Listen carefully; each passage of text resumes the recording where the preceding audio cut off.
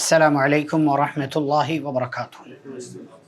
بسم اللہ والصلاة والسلام علی رسول اللہ نبینا محمد وعلی آلہ واصحابہ ومن والاه، اما بعد۔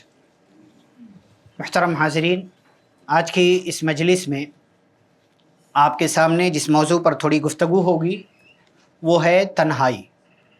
تنہائی رحمت ہے یا زحمت، نعمت ہے یا عذاب؟ اس سلسلے میں کچھ باتیں قرآن و حدیث کی روشنی میں آپ کے سامنے رکھنا ہے۔ تنہا ہونے کا مطلب کیا ہے ہم سب جانتے ہیں۔ انسان اکیلا ہے، بند کمرہ ہے، کوئی اور نہیں ہے، یا اندھیرا ہے، کسی اور کی نظر نہیں پڑ رہی ہے۔ اور ایک بات اس میں یہ بھی کہ ہمارا اور آپ کا اصلی چہرہ وہی ہے جو ہم تنہائی میں جس طریقے سے رہتے ہیں۔ ہم دنیا کے سامنے لاکھ نیک بنے، دنیا کے سامنے لاکھ اچھے رہیں، لیکن ہماری تنہائی ہمیں یہ بتاتی ہے کہ ہم کتنے اچھے ہیں کتنے برے۔ ہمارا اکیلا ہونا، تنہا ہونا ہمیں یہ بتاتا ہے کہ ہم اچھے ہیں یا برے ہیں، نیک ہیں یا بد ہیں۔ اس لیے کہ مجلس میں تو سبھی نیک ہوتے ہیں، لوگوں کے سامنے سب لوگ نیک ہوتے ہیں، لیکن اللہ کا حقیقی اور نیک بندہ وہی ہے جس کی تنہائیاں بھی پاک ہوں، جس کی خلوتیں بھی پاک ہوں، جو اندھیرے میں بھی تنہا ہو کر کے بھی اپنے آپ کو ہر قسم کی چھوٹی بڑی غلطی سے محفوظ رکھ سکتا ہو۔ ایسا بندہ اللہ کا نیک بندہ ہے۔ تنہائی رحمت بھی ہو سکتی ہے، زحمت بھی ہو سکتی ہے۔ رحمت کب ہو سکتی ہے؟ سب سے پہلی چیز، جب تنہائی میں انسان اللہ کو یاد کرے۔ اسی لیے پیارے رسول صلی اللہ علیہ وسلم نے کیا فرمایا؟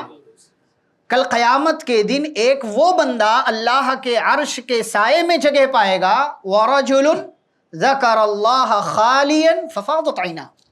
ایک بندہ ہے، تنہا ہے، اکیلا ہے، اللہ کی یاد اس کو آئی، اتنی یاد آئی کہ اللہ کی یاد سے، اللہ کو یاد کر کے اس کی آنکھوں سے آنسو بہ نکلے۔ بندہ بڑا خوش نصیب ہے، تنہائی میں اللہ تعالیٰ کو یاد کر رہا ہے۔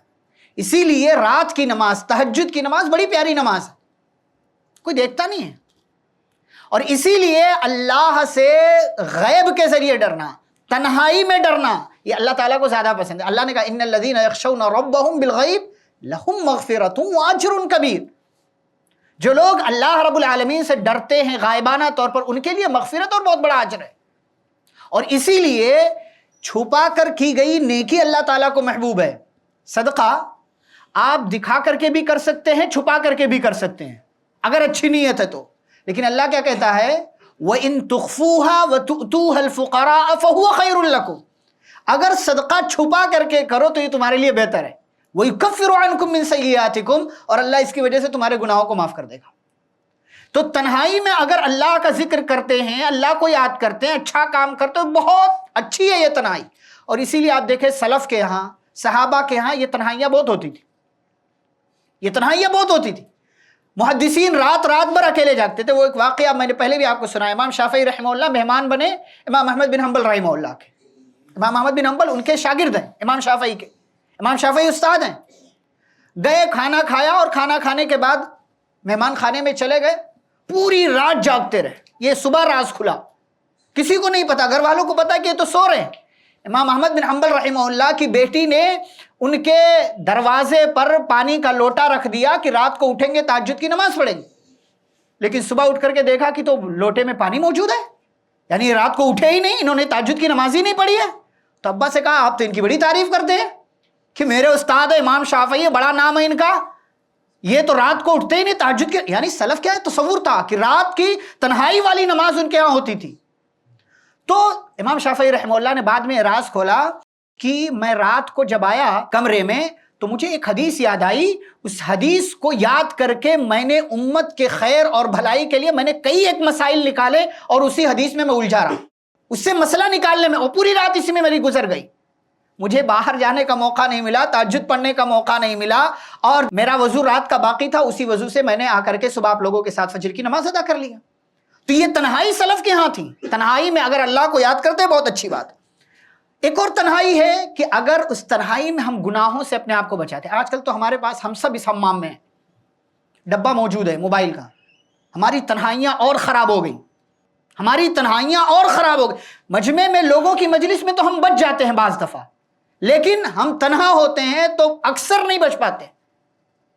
تو اگر تنہائی گناہوں سے پاک ہے تو یہ اچھی چیز ہے، رحمت ہے، یہ نعمت ہے آپ کے لیے. ایسی ایک اور تنہائی ہے کہ جب مجلسوں میں فتنے ہوں تو تنہا رہنا چاہیے آپ کو. یہاں تک کہ اللہ تعالیٰ نے ذکر کیا سورۃ النساء میں، وَقَدْ نَزَّلَ عَلَيْكُمْ فِي الْكِتَابِ أَنْ إِذَا سَمِعْتُمْ آيَاتِ اللَّهِ يُكْفَرُ بِهَا وَيُسْتَهْزَوْ بِهَا. اگر کسی مجلس میں کفریہ باتیں ہو رہی ہیں، اگر کسی مجلس میں اللہ کی آیتوں کا مذاق اڑایا جا رہا ہے، تو اللہ کہتا فَلَا تَقْعُدُوا مَعَهُمْ، ایسی مجلسوں میں مت بیٹھو حَتَّى يَخُوضُوا فِي حَدِيثٍ غَيْرِهِ، یہاں تک کہ وہ کسی اور بات میں مشغول ہو جائے. اگر پھر بھی بیٹھے رہے إِنَّكُمْ إِذًا مِثْلُهُمْ، تم بھی انہی جیسے ہو جاؤ گے. آج ہماری مجلسیں دیکھیں، وہ شاعر کہتا ہے نا، وہ کہتے مخلصی ہے کہ یاروں کی بزم سے غیبت نکال دیں تو فقط خاموشی بچے. ہماری مجلسوں سے اگر غیبت نکال دیا جائے تو صرف خاموشی، یہ بھی چپ، یہ بھی چپ، یہ بھی چپ، یہ بھی چپ، سارے چپ رہیں گے. لیکن کسی کی بات آ جائے غیبت تو ان کا بھی منہ کھل گیا، ان کا بھی منہ کھل گیا، سب کا منہ کھل جاتا ہے. اور یہ کام بعض دفعہ مسجدوں میں بھی ہوتا ہے، بعض دفعہ جو ہے اچھی اچھی جگہوں پر بھی یہ کام ہوتا ہے. تو اگر تنہائی میں آپ ہیں مجلسوں کے فتنے سے بچنے کے لیے تو تنہائی اچھی ہے. ایک اور تنہائی جو اچھی ہے کہ باہر اگر فساد ہے، بگاڑ ہے، آپ جائیں گے تو دنیا کے ہنگامے ہیں، تو آپ تنہا رہیں.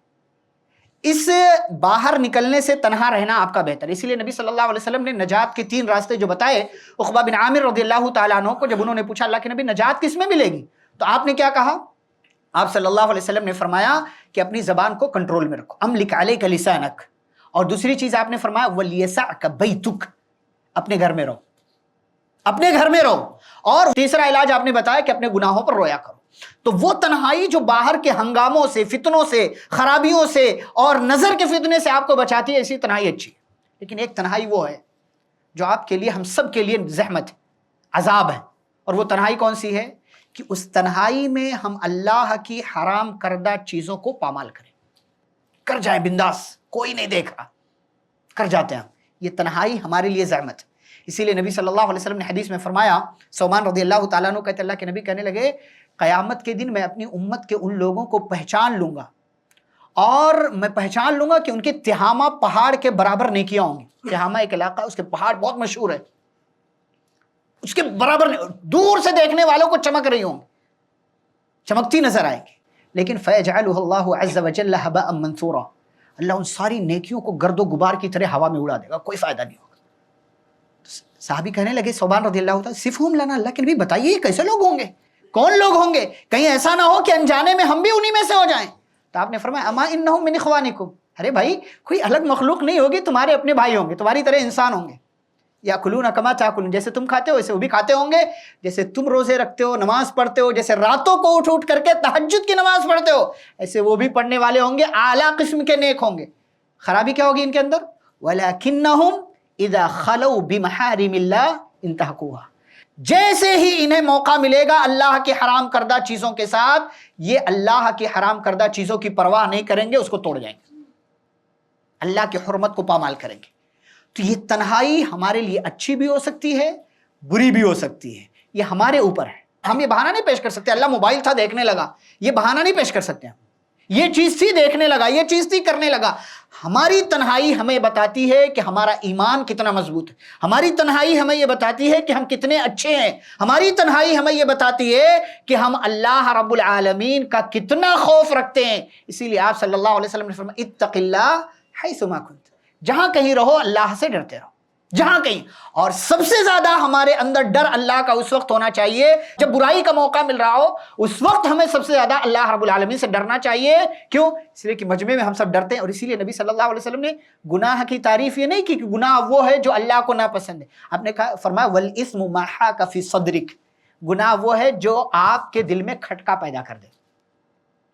ڈر رہے ہوتے، تنہائی میں کام بھی کر رہے ہوتے، ڈر بھی رہتے، ارے کوئی دیکھ تو نہیں رہا، ذرا سا دروازے پر نوک ہو جائے پریشان ہو جاتے، بند کر کے رکھ دیتے، سائڈ کر دیتے کہ بھائی آنے والا پتہ نہیں کون ہے، ابا ہیں، اماں ہیں، یہ ہیں، وہ ہیں، فوراً ڈر کر کے چھپا دیتے. وَكَرِهْتَ أَن يَطَّلِعَ عَلَيْهِ النَّاسُ، نبی فرماتے ہیں گناہ یہ ہے کہ دل میں کھٹکا پیدا ہو جائے اور تمہیں یہ چیز ناپسند ہو کہ لوگوں کو بھی یہ معلوم ہو جائے.